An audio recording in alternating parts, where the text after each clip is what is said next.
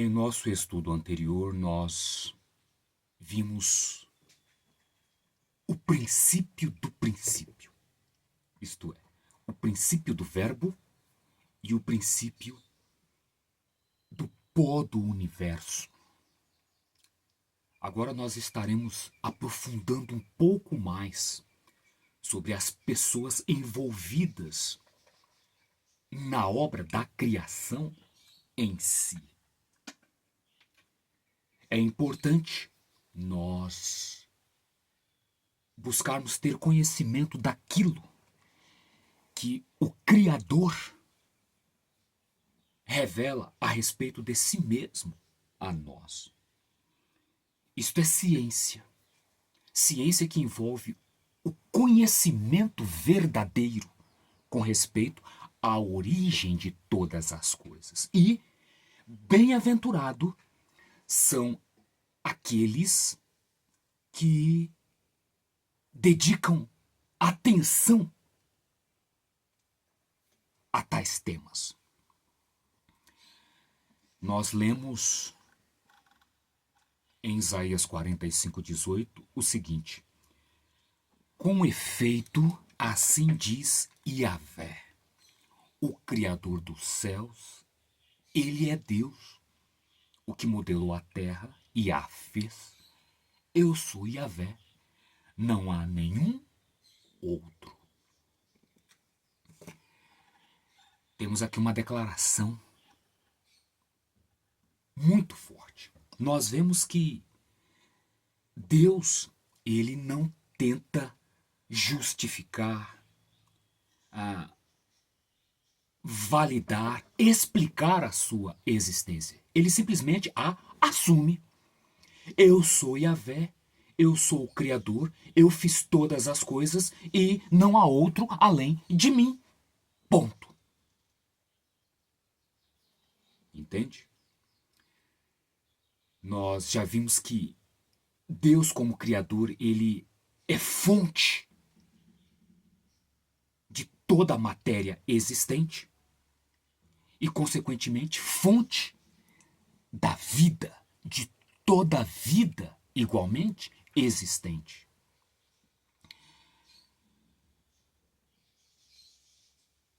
Agora, houve um concílio no ano 325, em Niceia,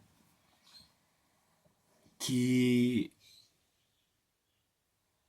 discutindo sobre a divindade, acabaram dando lugar a uma terrível divisão e, consequentemente, ao estabelecimento de conceitos que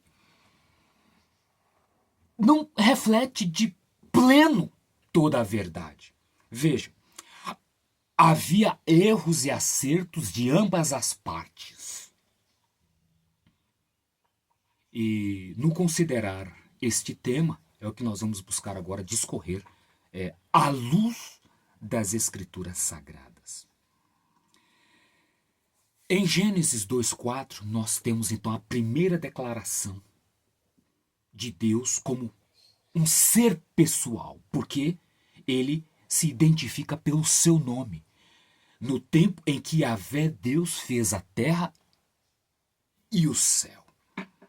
Ou seja, fica-nos claro que há um Criador. Este Criador é Deus e este Deus é Yahvé.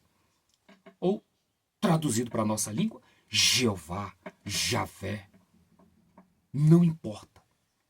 Este Deus é um ser pessoal, uma pessoa distinta. Nós vimos que ele é Deus de eternidade a eternidade. E como acabamos de ler no verso acima, não há outro como ele. Agora, precisamos compreender onde é que o verbo entra nisso. Nós já vimos que nunca houve tempo em que o verbo não estivesse com Deus. Todavia, houve um tempo em que ele veio e procedeu de acordo com Miqueias. Por quê? Temos ali a origem dele nos tempos antigos, nos dias da eternidade, como pessoa distinta. Agora, qual a conexão Qual a ligação? Primeiro, precisamos entender que Deus não é um plural de pessoas. O termo Deus vem do hebraico Elohim. E Elohim é um plural majestático. É um plural de atributos tais como poder, força, majestade. Fixemos isso na mente. Porque são as distorções com respeito aos termos que vai nos conduzir a distorcidos conceitos. E nisso reside a base do engano da antiga serpente chamada o diabo e Satanás. Apocalipse 12, Gênesis 3. Ele se usou da palavra de Deus para incutir o engano com respeito à compreensão, o entendimento da palavra. Nós sabemos que o verbo é a palavra, ou seja, é a expressão audível do Deus eterno. Então quer dizer que a palavra, como verbalizada pelo Deus Criador, sempre esteve com ele. Todavia, em João 1,18 nós lemos: Deus nunca foi visto por alguém. O Filho unigênito que está no seio do Pai, este o fez conhecer. Veja, nós temos um Deus invisível, que como ele não há outro, todavia, temos um unigênito, seu Filho, que deu-o a conhecer, que o revela, que o manifesta. Em Deuteronômio 6,4 lemos ainda: ouve, ó Israel, Yahvé nosso Deus é o único Yahvé. A pessoa distinta de Yahvé é o único. E Cristo, o Filho de Deus, quando na terra, reforçou isso. De acordo com Marcos 12, 29. E Jesus respondeu-lhe: o primeiro de todos os mandamentos é: ouve, Israel, o Senhor nosso Deus é o único Senhor, ou Yahvé. É estranho e dá lugar à confusão omitir o nome próprio do Deus verdadeiro, sob o pretexto de tomar este nome em vão. Mas veja, se Deus não quisesse ser chamado pelo seu próprio nome, teria ele nos dado? A Bíblia fala daqueles que invocam o nome do Senhor, e na verdade é o nome Yahvé. Invocar o nome não é invocar título. Então nós temos que Deus é título, Senhor é título. E em função disso nós devemos precisar os termos na sua língua original. Elohim, plural de atributos, e o nome de Deus, Yahvé.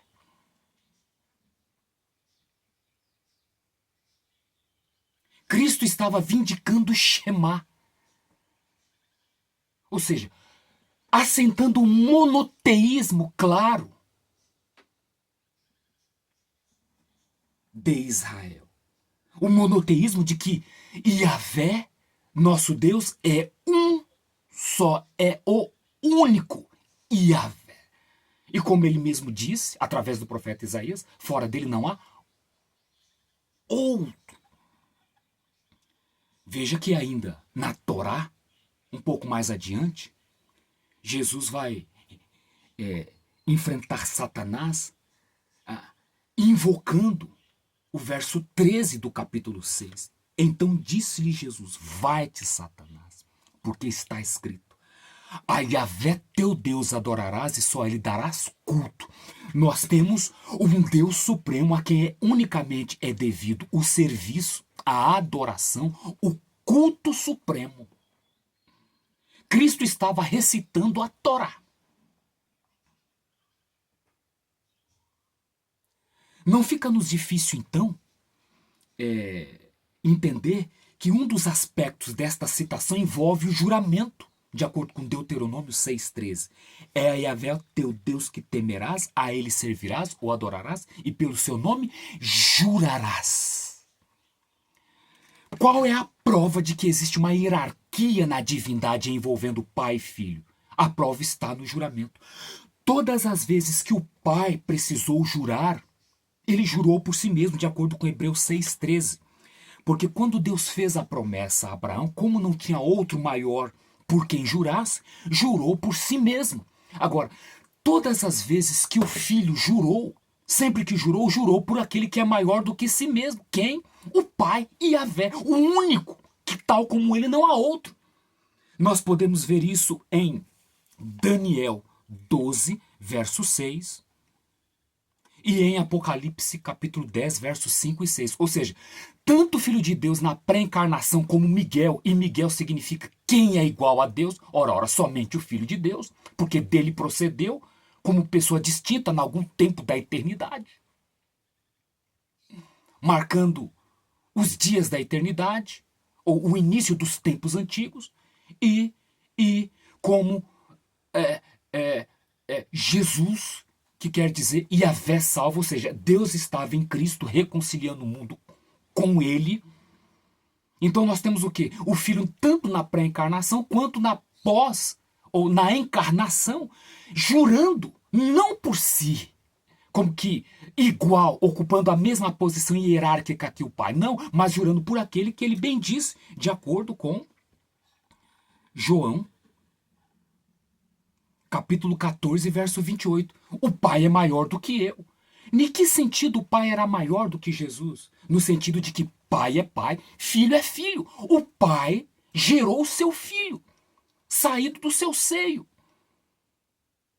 Agora, diminui isso Cristo? Não, por quê? A igualdade é a mesma, de acordo com João 5,18. Eu e o Pai. O Senhor Jesus jamais afirmou ser o Deus único, mas quando foi igualado com ele por afirmar ser seu filho unigênito, não desmentiu. Ou seja, reafirmou a sua divindade. Porque de fato ele é igual ao Pai em natureza e substância. Porque procedeu do Pai. E como nós vamos ver, o credo de Nicéia afirma isso. Substância de substância. Deus de Deus. Em que sentido? No sentido dos atributos, em que pese a natureza, o caráter e o propósito. Mas não no sentido de ser o próprio Deus em si, o Pai. Por quê? Por quê? Porque do Pai ele procede como pessoa distinta. Então a eternidade de Cristo se firma como verbo, como palavra audível, no fato de que nunca houve tempo em que ele não estivesse com o Pai no seu seio. Todavia, vai haver um momento em que ele vai proceder como pessoa distinta. Percebe onde reside a compreensão da eternidade do Filho de Deus e da sua unicidade com ele, dado a íntima ligação afetiva. Isso não é uma mera figura de linguagem. O Filho de Deus é literalmente o Filho de Deus. Porque o que dele procedeu. Tal como literalmente ele se tornou filho do homem. Por ter sido gerado na humanidade. Mas como ele saiu do seio de Deus? Ora, isso não nos foi revelado, assim como não foi revelado como ele foi gerado na humanidade, no ventre de uma mulher. O fato é que foi. E se foi, se a palavra assim o declara, nós devemos dizer o quê? Amém e crer. Agora, nisso estabelece-se a hierarquia. Tá? Então, a coigualdade do filho com o pai é compreensível na base de o quê? De sua eternidade como verbo. A coeternidade, de igual modo. Agora, não como pessoa distinta. É aí onde entra o que é essa nomenclatura. Tá? É onde entra, tá? A hierarquia. pai é pai e o filho é filho, tá? Agora, em termos de igualdade, por atributos, por direito, por herança, então o filho é igual ao pai. O filho é um com o pai. O filho é da natureza do pai. O filho é da substância do pai. Entenderam? É divino quanto divino é o pai. E a sua divindade, ela não é um empréstimo ou uma derivação. Porque lhe é tão própria quanto a do pai. Porque o pai lhe deu. Olha o que nós vamos ler. Foi do agrado do pai que toda a plenitude nele habitasse. Plenitude do quê? Da divindade. Colossenses 1,19. Ele é a imagem do Deus invisível.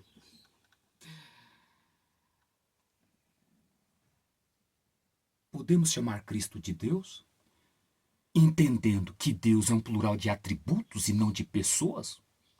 Podemos? Porque, veja, Cristo mesmo defendeu a sua filiação divina diante dos judeus, recitando salmos. Deus está na congregação dos poderosos, julga no meio dos deuses. Eu disse, vós sois deuses, e vós outros sois todos filhos do Altíssimo. Cristo reafirmou aquilo que o salmista disse. Ora, se entre vocês há deuses, os juízes, os que julgam, qual o problema de afirmar que sou filho de Deus e, consequentemente, ser chamado de um Deus? Quando Deus, em Êxodo 22:3, disse, eu sou Yahvé teu Deus, não terás outros deuses diante de mim, ele está deixando bem claro que não existe outros deuses? Não, ele está dizendo que não há Deus como ele. Agora, é claro que há outros deuses. E se ao homem é dado a chamá-lo Deus, por causa da posição de poder que ocupa, de influência, por quê? Qual o problema reconhecer a Cristo em sua divindade como um Deus? Como alguém que tem poder, que tem força, que tem autoridade? E ainda mais quando lhe é dada pelo Pai? Agora, Cristo jamais se colocou na posição de um Deus como seu Deus. Tanto é que nós vamos ver Cristo por várias vezes chamando o Pai de seu Deus, mas nunca, jamais o Pai vai se dirigir a Cristo como seu Deus. Está lá o salmista, por isso Deus, o teu Deus, te ungiu. Está lá em Apocalipse. Meu Pai e meu Deus. Vosso Pai e vosso Deus. Entendem? A confusão que teve lugar em Nicéia envolvendo Ário e Alexandre, dentre outros, repousou no fato de não ter havido boa vontade em se entender. Veja, Ário estava certo quando defendia a supremacia do Deus Todo-Poderoso. Todavia, errava quando atribui a Cristo o ter sido criado e a partir do nada. É claro, é até compreensível. Ário não tinha todos os livros da Bíblia ali para o quê? Examinar pontualmente as questões. Agora, hoje nós o temos. E por outro lado, os que estavam contra ele estavam certos em reconhecer o quê? A igualdade de Jesus. E tanto é que eles vão declarar que Cristo o quê? É gerado. Agora, erraram em não compreender a supremacia do Pai como um genitor, como aquele de quem o que Cristo procede em algum tempo da eternidade. Eles vão acertar com respeito à eternidade de Cristo, porque, claro, ele é o verbo. Ele é tão eterno quanto eterno é Deus, como o verbo.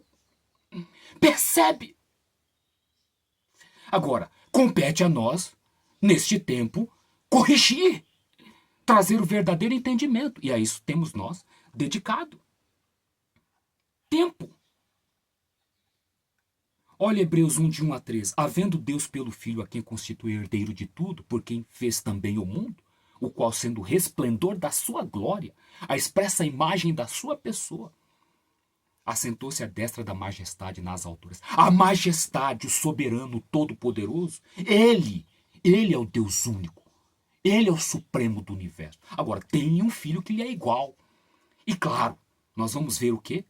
Nos textos mais abaixo, porque Hebreus 1 fala da plena divindade de Jesus, enquanto Hebreus 2 fala da plena humanidade.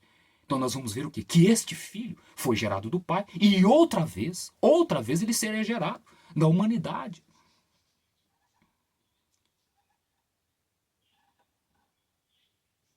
Olha o que nós lemos no credo de Nicéia. Não confundir com o credo niceno. constante no plano. Nós cremos em Deus, o Pai Todo-Poderoso, Criador de todas as coisas visíveis e invisíveis, e em um só Senhor Jesus Cristo, o Filho de Deus, gerado do Pai. Não está certo aí? Está certo. Deus é o Pai o Todo-Poderoso, Criador das coisas visíveis e invisíveis. O Senhor Jesus Cristo, Filho de Deus, gerado do Pai, isto é, da substância do Pai, porque procedeu do Pai, está certo. Ele é Deus de Deus, está certo. Entendendo que Deus é Elohim, um plural de atributos, está certo. Luz de luz, está certo. Verdadeiro Deus, de verdadeiro Deus, está certíssimo.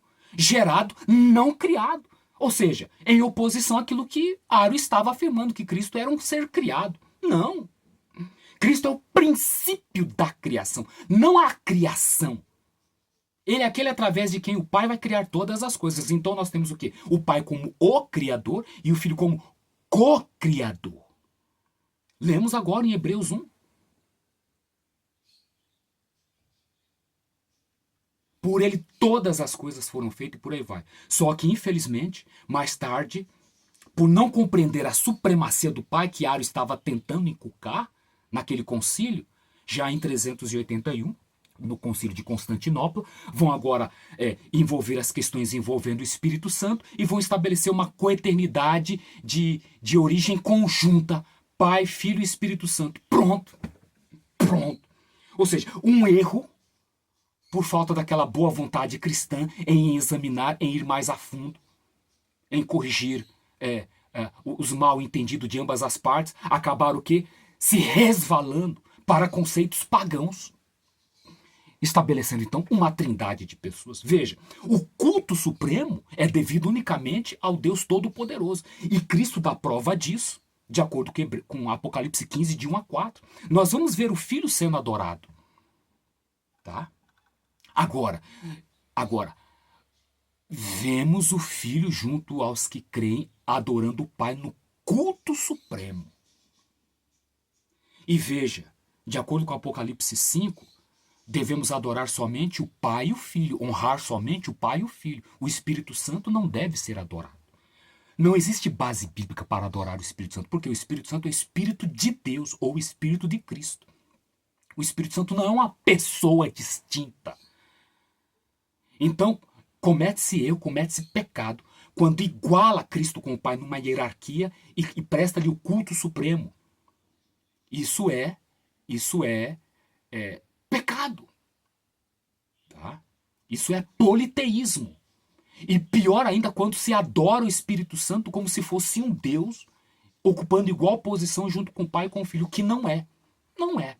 O culto supremo é o Pai, é o Pai de toda a criação, e a adoração, então, devida a seu Filho, por mérito, por direito, e por conquista, pelo que ele nos fez, mediante a salvação. Entende? Então, temos aí, tá, a verdadeira questão envolvendo a divindade, a suprema divindade, a divindade do Filho, a adoração que é devida ao Filho, mas o culto supremo unicamente ao Pai, por isso monoteísmo, o Shema, o juramento.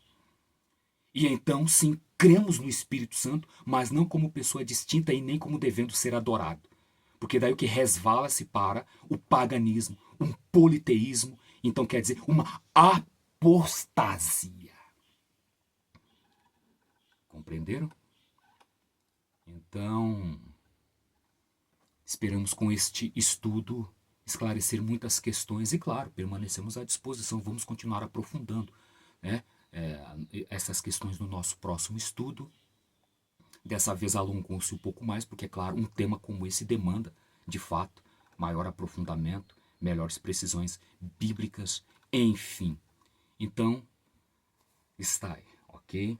Este então, é o segundo artigo, porque nós estamos formando uma revista e mais um ou dois artigos, então fecharemos numa revista e isso estará disponível a todos por escrito, ok? Muito obrigado pela sua atenção. Até nosso próximo estudo. Sermão em Cristo. Alexandre Botelho.